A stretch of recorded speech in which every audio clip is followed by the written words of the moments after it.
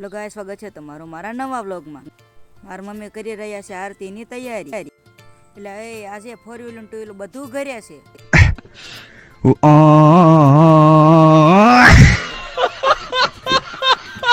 હવે જાવી છીએ આપણે નાવા. પછી નઈને મસ્ત બબલે જેવા તૈયાર થઈ ગયા.